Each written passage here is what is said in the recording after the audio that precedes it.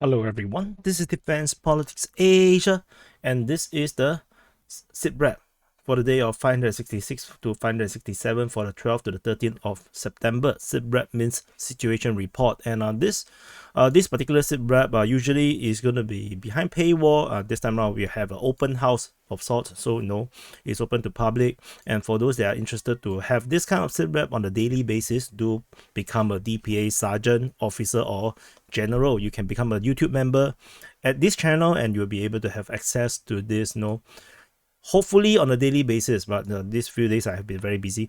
So let's start off with the most significant action over the past 24 and 48 hours is actually Ukrainian's missile strike on Sevastopol. So this missile strike on the port has been very successful. Out of 10 cruise missiles, 3 actually finally got through the air defense and actually hit 2 Russian vessels. One of the vessels is a landing ship called Minsk, and another one is a Kilo class submarine called Rostov-on-Don. And both of these vessels looks horribly damaged, and I don't think the Russian Defense Ministry say that they will repair it, but it doesn't look like they can actually repair it. But anyway, they will have to do it for pride purposes, or maybe in a few weeks time they will say that no, they're going to scrap it. Just like their cruise missile ship that they have also lost in the Black Sea. However, what is significant is that at first it was believed to be Storm Shadow missiles, but what was significant is actually that it was suspected that the Ukrainians actually used the M270 MLRS. M270 is the bigger version of HIMARS, the track version, which can fire twice as many missiles as HIMARS. And they suspect that given the distance of the strike, they believe that they are using the ATACMS missile, which is the massive, the big one. And so this is not officially approved to be given to the Ukrainians yet, but now the suspicion is that they have been given, and maybe secretly, and they have been now secretly used. So they say that these missiles are launched from around the Mykolaiv region, and so the M270 is the British version. So let's see how this goes. This is definitely going to be a very tricky situation because these missiles are technically ballistic missiles, like they can actually go super far. So yeah, let's see how Russia will react. The last known is that they sent a lot of Garan 2 drones, suicide drones, into Odessa, but I'm not sure that if that going to do anything. And this strike actually is a combined strike. What happened was that other than just these strikes, the Ukrainians actually also on the next day strike the surface-to-air missile site over at Opytne. So Opytne is actually here. There's some military installation around this region here, and one of these anti-ship missile, the Neptune missile, actually hit this air defense system, and the S-300 was destroyed. So it's the R360 Neptune anti-ship missile. They converted it to use it on a ground target, and it was successful. And so according to Ryba, they mentioned that this is a tactic used by the Ukrainians. So what they do is that they actually launch many drones over the target, and so when the surface-to-air missile system activates to shoot out all these drones, they can determine the positions, and then they actually fire the real missile to hit the air defense. And by this point, the surface-to-air missile system tend to be exhausted. They haven't reloaded, and so it becomes very successful. So the Russians themselves actually seems to see this combined attack coming some time ago.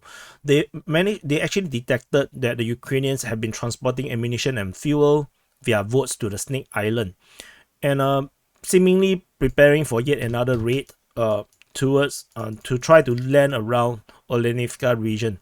So the Russians actually sent bombers in the afternoon to actually hit the island, in which destroyed the fuel depot that they has been preparing. One of the boat and around 20 soldiers that are supposedly working over there. So this actually negated one of the action that is happening. So the Ukrainians launched drones, they launched missiles, and then they originally also landing to the land troops. So it's supposed to overwhelm the Russians. However, this one was eliminated. The drones did not manage to go through, but the missiles did hit the targets. So on top of this, the Ukrainians also, in their combined attack, actually launched surface drone attacks against the Black Sea Fleet in the southwestern part of the Black Sea. There was a final number was actually 6 surface suicide drones. Surface drones, they are like speedboats that is meant to suicide against the target. Was reportedly attacking Russian ships.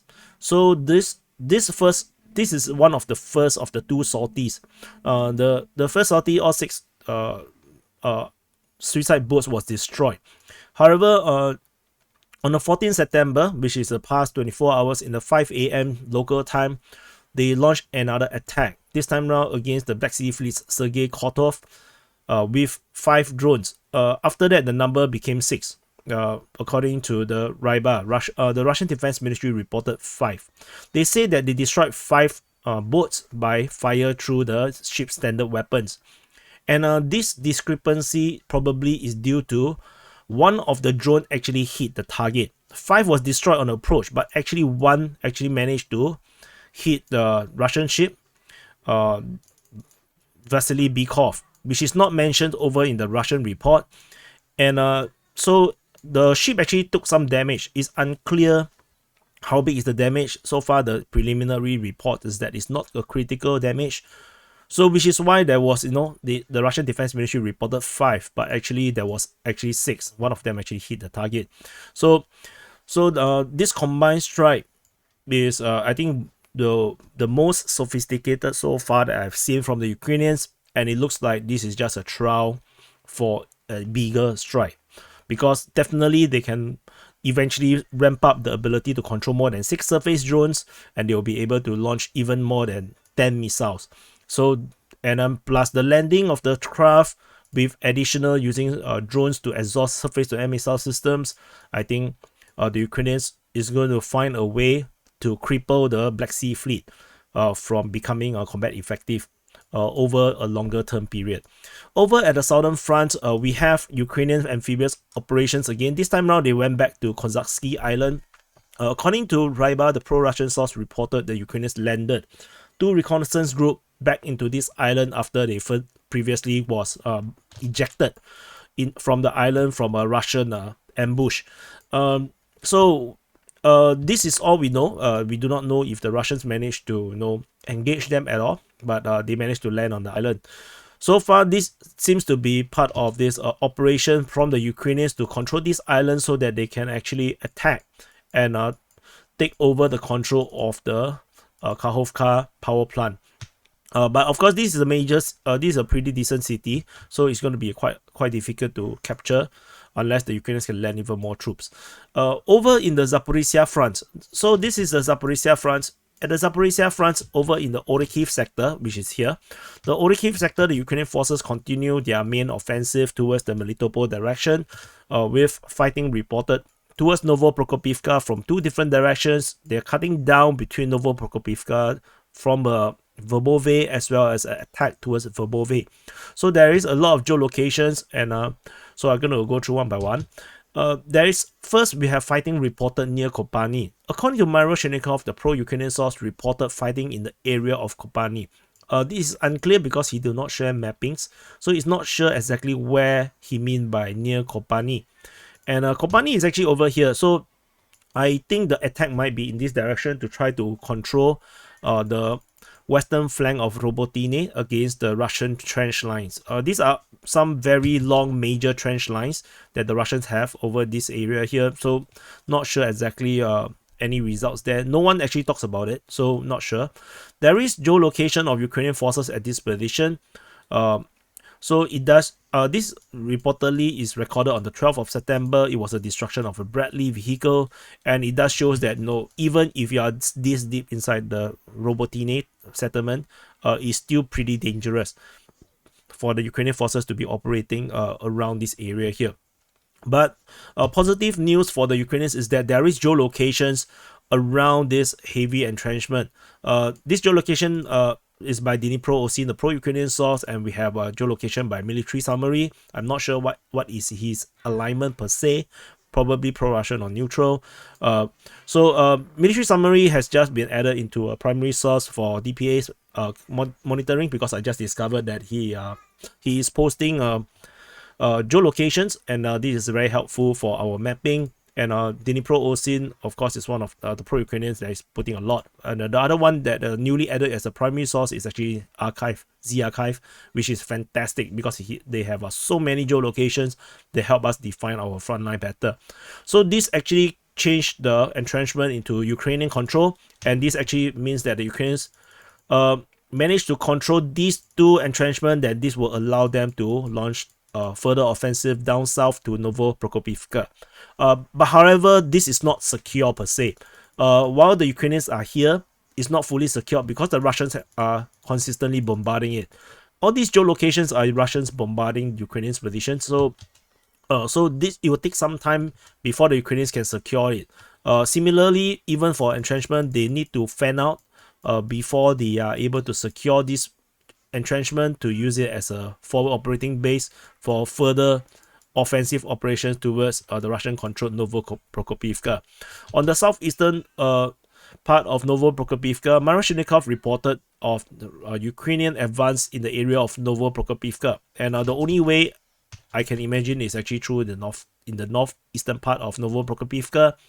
And most of the information suggests that the Ukrainian forces is trying to wedge themselves between Robotyne and VERBOVE, as well as trying to break through to Novoprokopivka. Marashenikov mentioned pretty much the same thing about trying to maneuver and cut the road between the villages, he further reported on the 13th of September about trying to attack and control the road. So the road, I believe, is this road. This is the road that they are referring to. This road leads all the way to VERBOVE, and so if I zoom out a bit, you can see that this road actually goes all the way to VERBOVE in this way. Yeah, I believe so. Yeah. So the Ukrainian forces allegedly have cut the road, but we cannot tell because like I said, Marashenikov do not put mappings, so we can only assume that this might be happening right now with the Ukrainians continue to expand their control on the eastern part of Novoprokopivka.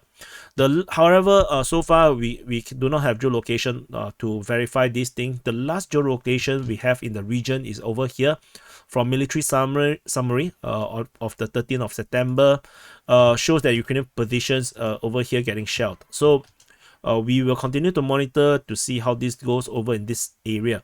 Over the VERBOVE sector, there's a lot of geolocation of Ukrainian forces. So there's one over here, but the major one is actually over this tree. This tree by Z Archive shows that Ukrainians have entrenched themselves over in this position. There's some trenches over this area here which the Ukrainians have controlled, allow them to build their forces around here or use it as a springboard to attack. Russian forces is actually over here.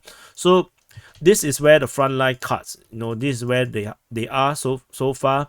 We have information that the Ukrainians are attacking on the western part of VERBOVE, with Surya maps showing the changes to his mapping of Ukrainians consolidating their positions around this area here. Marashenikov simply reported about fighting towards VERBOVE. However, the Ukrainian Defense Ministry on the 13th of September reported that the Russians are counterattacking over at VERBOVE.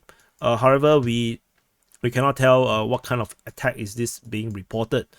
We also have reports of fighting at VERBOVE by Ryaba, by Russian Defense Ministry.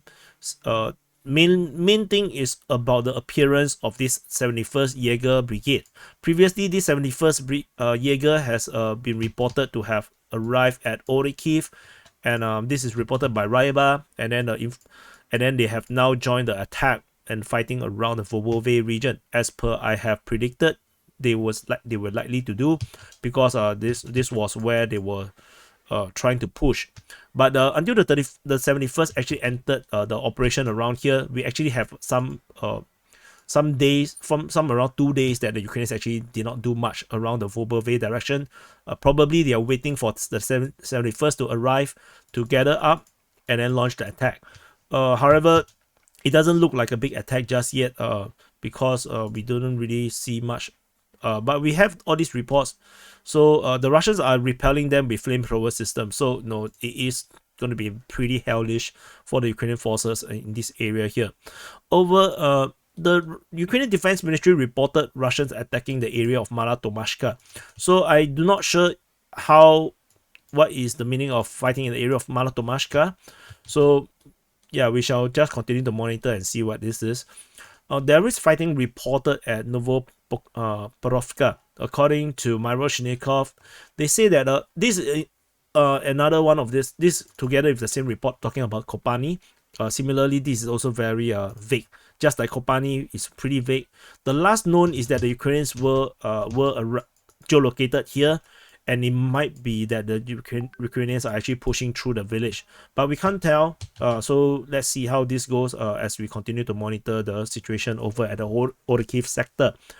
So there's a significant reinforcement information coming from Ryba talking about some reinforcement arriving over at the places at Dolinka, Vodyzhivka, as well as Verkhinia Tersa. And what is unusual is that these three towns in this area doesn't look like reinforcement in this direction, because you wouldn't have reinforced and gather a force in this area. If you are going to attack in the VERBOVE, you'll probably send them to Orikhiv and send them down, or at Mala Tomashka, which is also one of the other places where they use to attack down towards VERBOVE. So I suspect that this force is going to be starting a new front or new operation towards in the direction of Zaporizhzhia or Mafopil. This is what I think. Or maybe they will actually go for Merne and actually cut to the rear. But of course, I'm not sure if I'm correct. Ryba simply mentioned about strengthening the group in the south, which is actually referring to the forces that are fighting around here. But let's see how this goes. And we move on to the Velyka Novosilka sector around this area here. At the Velyka Novosilka sector, prionies have flared up quite significantly. The Ukrainian Defense Ministry reported that the Russians attacked in the area of the south of Novosilka, which is over here. But this does not correlate with reality, because geolocation of Ukrainian forces is actually at this position. This is geolocated on the 14th of September. This is actually over the past 24 hours, with the Ukrainian forces securing this position after their counterattack against the Russian success that managed to capture this entire area. The Russians looks like they have continued to be pushed back, and this Ukrainian attack is also reported by the Russian Defense Ministry. So the Russians reported fighting probably by the 36th Brigade, and Ryba actually reported the same thing further. And then after that, you can see that Prione was then attacked by 128 Territorial Defense, which also suggests that the Ukrainian forces are doing their rolling attack as well over in this area here, because it means one day is one unit, the next day they will use another unit. So every unit get to attack and rest, and this rolling attack will exhaust the defenders that are over here, because no defenders usually don't get rotated this often than attackers. So yeah, let's see whether the Ukrainians can use this tactic to their advantage. There is interesting information coming from the Russian Defense Ministry reporting fighting at Staromayoske.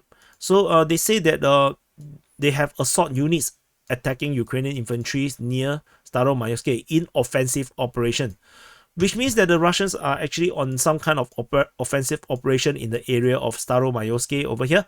And we shall continue to see whether this leads to anything, because for the Russian Defense Ministry to highlight that they are on the offensive is pretty significant news, because they are the official source. And we move on to the Novosilka and Novodonetsk region in the Donetsk Front. First, there is geolocation of Russian forces at this position by Dnipro Osin, which also continue to highlight that the Russians are around here. So this kind of a bit deep is just to make sure that we have a sensing that, yeah, the Russians are indeed at least around here. So the Ukrainians continue their attack over at Novodonetsk and Novosilka. Information coming from Ryba reported this attack on the 13th of September, where the Ukrainians are continuing their attacks with infantry supported by infantry fighting vehicles, armored fighting vehicles against the Russian lines. These attacks are usually 10 to 20 people, so it's small squads. Maybe it's like a half a company size, 2 platoons, and with armored vehicles attacking. This is the tactic they are using, and there are geolocations showing the Ukrainians to be just on the outskirts. This is a motorized unit, so they are doing rotation over here, and then they got struck by Russian artillery, and also there was also destruction of the Ukrainian Mustiv armored vehicles. So the destruction of Ukrainian vehicles in this area shows how difficult it is for the Ukrainians to continue to move downwards to support their offensive operation over at Novosilka, because anywhere on the way down to the front line they can be actually hit by the Russians. So this actually is a pretty tricky situation for the Ukrainians, but it doesn't stop them from trying to continue to attack Novosilka. This is reported by Russian Defense Ministry and Ryba about the Ukrainians continue their attack. And the information about groups of infantry is actually corroborated by the Russian Defense Ministry, talking about 2 groups of infantry, which is actually pretty much the 2 groups, the 10 to 20 people. Anyway, moving on from this area here, we move on to the Marinka region. So Marinka region is just this is Donetsk city, in this is in the southeast of southwest of Donetsk city. There is fighting reported at Novosilka, according to the Ukrainian Defense Ministry. They reported the Russians attack on the 12th of September is a continuation of the attack on the 11th. After that, there was no more reports of any fighting, so probably have ended. At Marinka, the Russians are just a little bit more to capturing Marinka. This is like a reversal of the situation at KLISHCHIIVKA, where the Ukrainians just left a little bit, they can capture KLISHCHIIVKA. The Russians are continuing their attack according to the Ukrainian Defense Ministry. This attack has been ongoing for a very long time. You can see that 21 to 31st, 10 days straight, after a few days rest, 3rd to 13th. So this Russian push continues unabated. However, the Russian Defense Ministry, the Ukrainians also reported that, not the Russians, the Ukrainians Defense Ministry reported they have conducted offensive operation to recapture some ground in the Marinka direction, which means that while the Russians are making most of the push, the Ukrainians actually did some counter-attack over in the Marinka region. However, our situation is actually looking really bad here. Even pro-Ukrainian sources are saying that Marinka is not good. We move on to the Avdiivka Front. This is the Avdiivka Front. This is Avdiivka city. So over at the Pervomaiske region, there was fighting reported over at Pervomaiske from the 12th to the 14th, and Deep State UA reported this first on the 12th. Russian Defense Ministry actually corroborated this information on the 13th, and on the 14th, the Russian Defense Ministry continued to report about fighting at Pervomaiske, showing that the Ukrainians are continuing to make this push down Pervomaiske very seriously. This comes at the same time where the Ukrainians are actually pushing at OPYTNE. So it looks like a very aggressive, ambitious pincer tentatively around towards Pisky and the Donetsk airport. But mind you, this distance is actually very huge. So this is not going to be like easy. It's like 10 kilometers distance between the two. So anyway, yeah, this is not some big aero offensive, but they are simply doing to capture battlegrounds before winter comes. And the Ukrainians, as I mentioned, continue their offensive over at OPYTNE. After there is no reports of fighting on the 12th, the fighting being reported again on the 13th, according to Myroshnikov.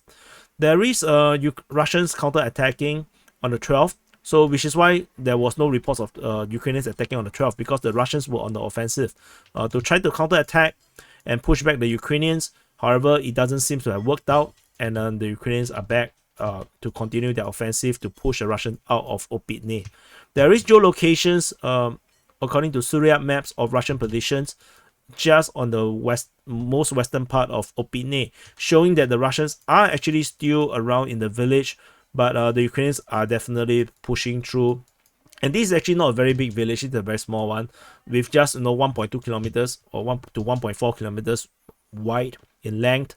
So this is a very small place. So there, most of the what I understand is that the Russians actually hold solid positions below the water body, and they are actually sending forces in this way. So they may be holding some buildings around this area here. Well, the entire other area here is actually pretty much gray zones, with Ukrainians holding some of the forest line. So the fighting is around these regions here. This is where they mostly fight. So this is the situation over at OPYTNE. The Ukrainian Defense Ministry simply reported fighting at Avdiivka direction on the 12th. So it might be referring to the Russians counter-attacking at OPYTNE, because on the 13th there was no reports of by the Ukrainian Defense Ministry of the Russians attack, so it might be referring to the fighting at OPYTNE. There is geolocation of Ukrainian forces at this position. It's not very relevant because it's pretty deep inside, away from the front line, but just to show that the Ukrainians are still there. And further in the north of the Avdiivka Front, we have some bizarre information and some not so bizarre. First, we go for the geolocation. Ukrainian forces are geolocated at this position. They were attacked by FPV's drone. So the Russians hitting here means the Ukrainians are here. This actually is already reported previously that the Ukrainians have actually controlled this forest line around here, so it doesn't change our mapping. We do have the Russian Defense Ministry reporting that the Ukrainians were attacking Krasnohorivka on the 13th of September. This actually comes after Ryba reported that the Russian forces were attacking Ukrainian forces near Krasnohorivka as well. So I'm not sure where the fighting is exactly. Is it in the north or in the west? No. So yeah, so we shall see how this goes. But we do have this very weird information coming from the Russian Defense Ministry in today's daily report. They mention a Badaichi. Badaichi is actually this far away. They say that the Ukrainians were attacking in the area of Badaichi. So I'm not sure how to interpret this information because it's so far away from the front line. Maybe they were trying to push out from Badaichi, and then the Russians hit them with artillery and they call it as near Badaichi. So most likely that's probably what's happening. We shall continue to monitor the situation at Avdiivka. Tentatively, it doesn't look like it's going to change a lot. But if the Ukrainians capture OPYTNE, then maybe a lot of things will change. We move on to Bakhmut. Bakhmut Front. In the southern part of Bakhmut Front, the Ukrainian forces continue their Bakhmut offensive in multiple directions. And before we go to that direction, there was a geolocation of Ukrainian forces just off Mayosk. So Mayosk is this critical junction town that the Russians are controlling. And geolocation of Ukrainian forces at this position is critical. To be here means that the town is actually very unsecure right now, which means the Ukrainians can anytime try to raid into Mayosk itself. So Russian forces holding these positions will have to be very, very alert, because any loss of this town, like the Ukrainians managed to push through, will be disastrous for the Russians, because this is where they sent supplies and reinforcement through these major roads through Mayosk. The Russians actually took a lot of effort to capture this town, so losing it would be problematic. There is a geolocation of Ukrainian forces just off Ozeryanivka on the other side of the canal. This geolocated by Z Archive. Nothing much to talk about. Over at Kupyansk, there is continued Ukrainian attack this is reported by the Ukrainian Defense Ministry themselves, talking about their own assault operation. They say that there are partial success over at Avdiivka. Other than Avdiivka, they also name drop Avdiivka and KLISHCHIIVKA. So Avdiivka is just further up north. Over here, the fighting over at Avdiivka is also acknowledged by the Russian Defense Ministry, although the Russians say that they repelled the attack. Of significance, as usual, is the usage of flamethrower system. The Avdiivka, the Ryba reported that there is some rumors coming around, so talking about Russian forces re-entered the village of Avdiivka. Previously, I mentioned that they have actually given up Avdiivka, but they are not too sure because there are contradicting information about Ukrainian forces pushing around this area of the railway line. So this is the railway line over here, and the Ukrainians are attacking this area here. So given this contradicting report, Ryba was not very sure whether the Russians actually did enter and recapture the village. So tentatively, it's still pretty much a gray zone, because there is no known information about Ukrainian forces entering Avdiivka just yet, despite the Russians have vacated it entirely. So which is why here we have this fighting around the Avdiivka, the railways line near KLISHCHIIVKA, and then we have geolocation of Ukrainian forces digging in at this position, which actually shows that they actually have some kind of a control around this area here, which is disastrous, I would guess, for the Russians. So the tactical situation continues to be in the favor of the Ukrainians. Then we come to KLISHCHIIVKA. The biggest news about KLISHCHIIVKA is Ryba dropping this information that caused a lot of chaos. So they reported a successful counterattack. And this successful counterattack is so successful that the Ukrainians were dislodged from KLISHCHIIVKA. And they say that this is a combined unit attack, but they say that the village is in the gray zone due to massive artillery shelling of the settlement. So the Russian forces continue to be holding this northeastern outskirt of KLISHCHIIVKA, while the Ukrainians have redrawn, and they one hell of a shelling of KLISHCHIIVKA. I saw the video footage of the shelling. Is very, very smoky. And what happened was that Surya Maps also come out with information. However, they were not so Surya Maps is not so bullish. They talked about the Russians doing a counterattack, and Russian forces managed to recapture this position in this massive counterattack. So, however, all these Russian positive information is not reflected on the Ukrainian side. Other Deep State UA and Ukrainian Defense Ministry simply reported that they are still having success in KLISHCHIIVKA. Deep State UA talked about sweeping of KLISHCHIIVKA, and then Russian Defense Ministry acknowledged the attack by the Ukrainians on KLISHCHIIVKA, and then further success reported by the Ukrainians, and Russians simply reported about fighting at KLISHCHIIVKA. So no one really talks about this massive Russian offensive, only by Ryba, and then later by Dnipro-Osin. So Dnipro-Osin simply reported about the doing sweeping operations, then the Russians tried to counterattack. Very vague information. So Ryba, in their summary report, doubled down, talking about, they say that the Ukrainians are dislodged from the village. They doubled down on this, and the village is in gray zone due to heavy enemy artillery shelling.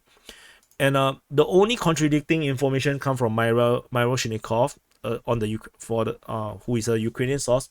They emphasize that the Ukrainian forces have not captured KLISHCHIIVKA. In fact, there wasn't even a mopping up operation, because they have not managed to entrench themselves. They were not strengthened. The main force have not entered. So, and then in the further information, they did acknowledge that while the village is not completely cleared out, but there was very little of the Russians' position left.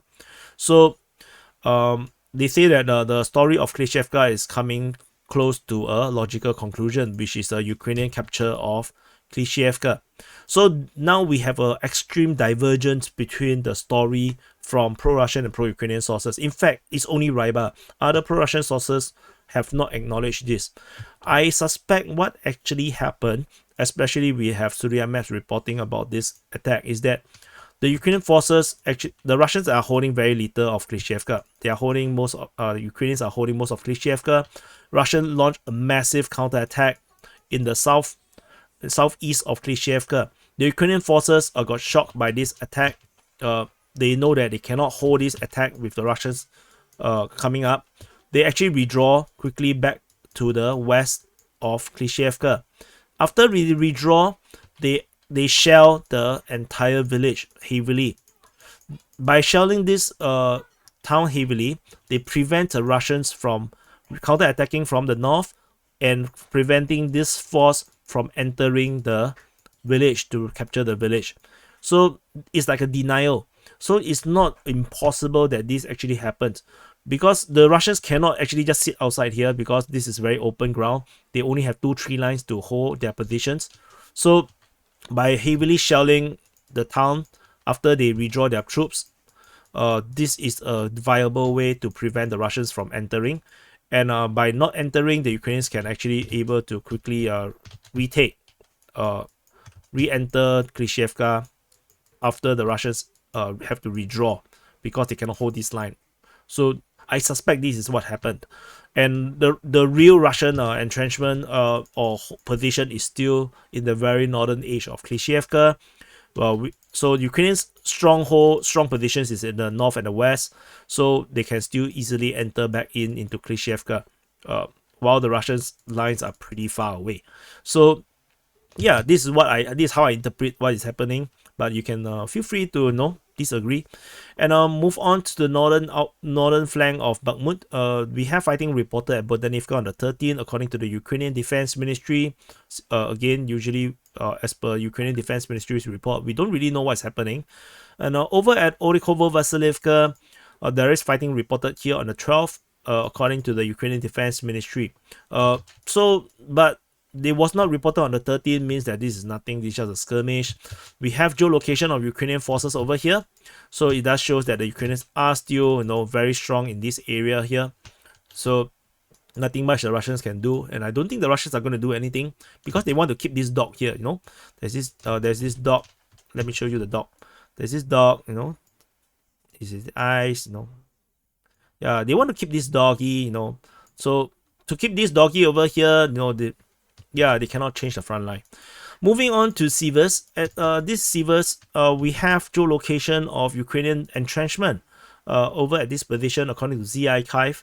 And it is when I put in this that I realized that Google Maps have updated this position, this area here, the mapping, and we can actually see the entire Ukrainian trench line all the way stretching along the forest line. So very cool.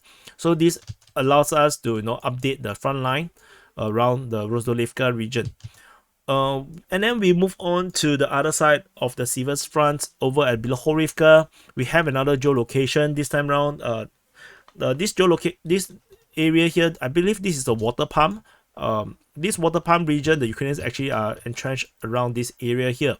So in the video where the geolocation was made, the Ukrainian forces were actually shelled by Russian forces.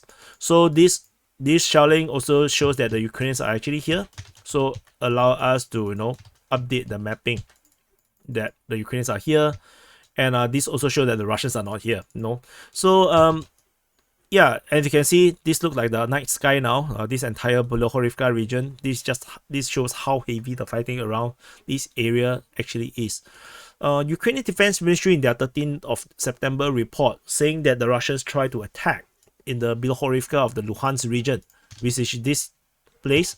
I'm not sure where the attack come from. Usually the fighting is around this industrial area here in the southeastern part of Bilohorivka. So let's continue to see how this goes. Yeah, over at Kreminna. So this is Kreminna Front. At the Kreminna Front, we have continued fighting within the forest. Deep State UA reported the Russians' attack on the 12th. However, most of the fighting or the attack seems to be from the Ukrainians. Ryba reported the Ukrainians' attack on the 12th of September, Russian Defense Ministry reported the Ukrainian attack on the 13th. So, so Ukrainians are still pushing, pushing. And you can see the geolocations we have noted previously. That shows that Ukrainians are actually making some progress around this area here. The fighting also reported at Dibrova. According to the Russian Defense Ministry, they reported that they have repelled Ukrainian attacks. On the 13th, they reported that it was the 12th Azov Special Operation Brigade attacking Sheveno Dibrova, which is Dibrova. And then the next day, it was by the 63rd Mechanized Brigade. As I mentioned, this is becoming a phenomenon of Ukrainian operations.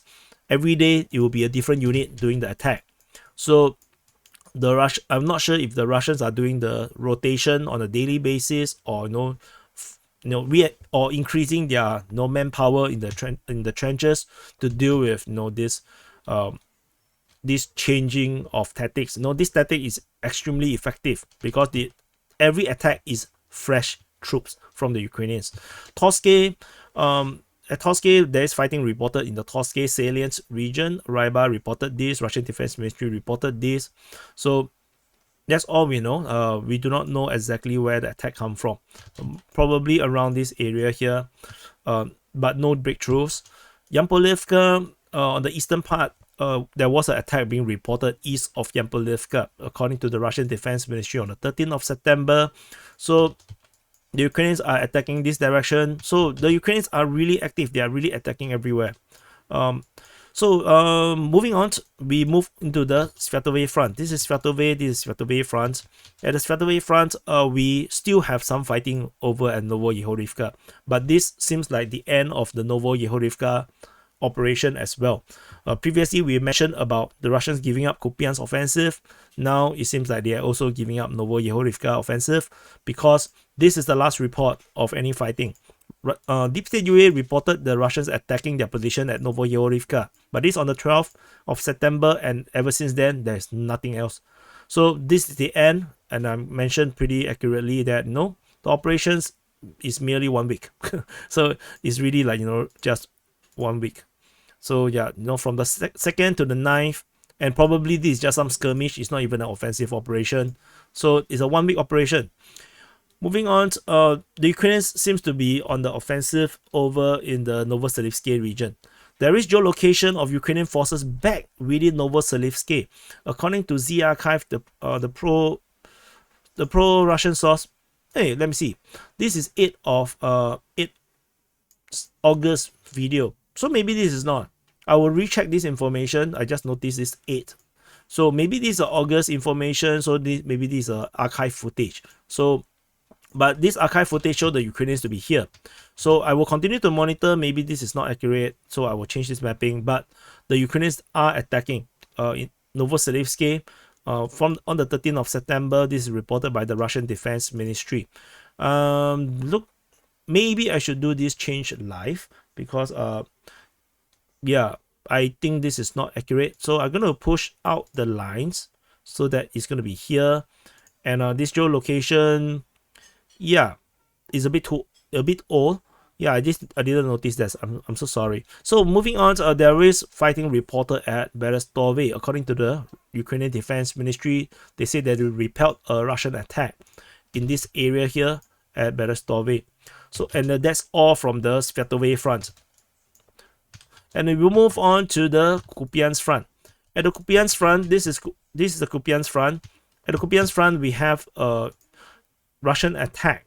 Oh no, sorry, Ukrainian attack near to Kotelyaryvka. This is Kotelyaryvka, and the Ukrainians are attacking the Russian positions.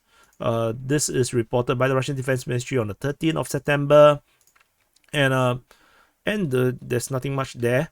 And then we move, and then there is a Ukrainian counterattack operation seems to be on now. So after the Russian Kupyansk offensive, the Ukrainians now doing the counteroffensive. There is fighting reported at Vyshana on the 13th of September. According to the Russian Defense Ministry, we also have fighting reported at Sinkivka in 2 days.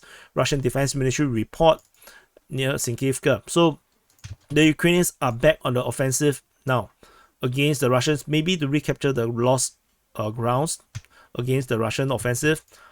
Deep State UA on the 12th of September said that the Russians tried to attack Sinkivka, was unsuccessful. So this is kind of if you look at this, it does look a bit out of place.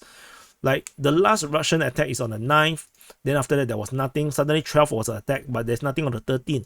And then all we have was the Ukrainians were actually doing the offensive action. So I would say take this information with a pinch of salt, or maybe it's just some skirmish. There is geolocation of Ukrainian forces at this position.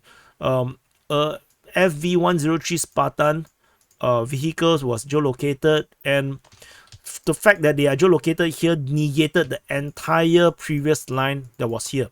So this entire line is now changed to here, and this is pretty significant because this is a huge difference in terms of the reality on the ground. 2 kilometers difference.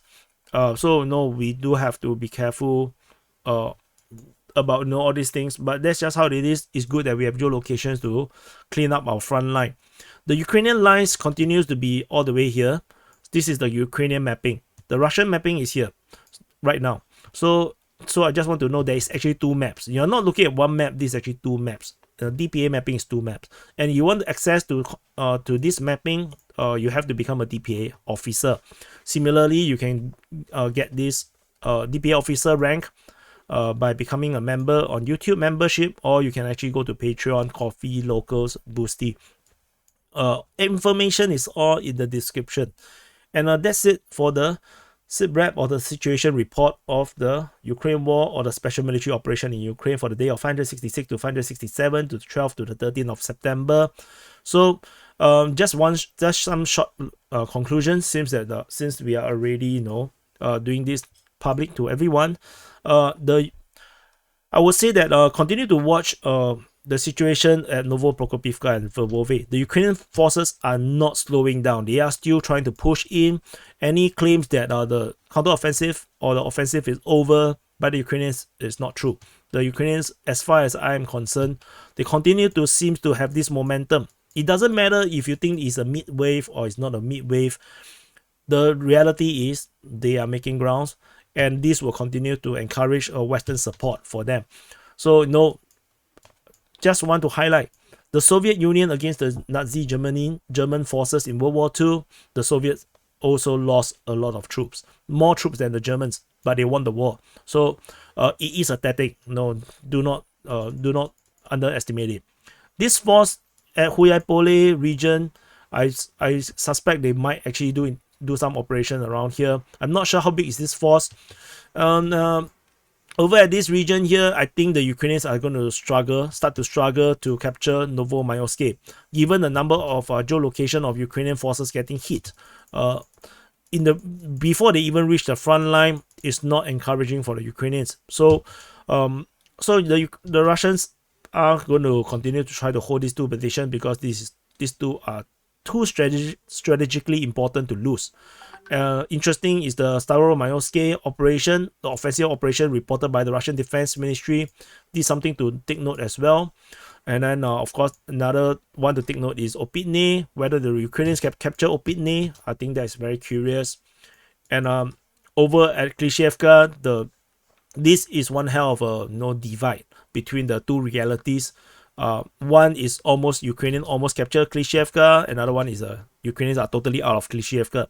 So it will be interesting to see who is actually correct, and who is actually coping. Otherwise, the rest of the front lines are not very important, except that let's see whether if this Ukrainian attack is a sustained operation or not, because yesterday is just the first day of operation. So if it's a sustained attack, then we might see a new offensive operation from the Ukrainians in a totally different front line. I think I have missed this information. A Ukrainian Mi-8 shot down over Liman. This is the first Ukrainian aircraft getting shot down in a very long time. The last one, it was a long time ago. I can't even remember when. So yeah, so that is probably he take a bit too much risk and it got shot down. Thank you for watching. Do press the like button, subscribe, and I'll see you in the next update.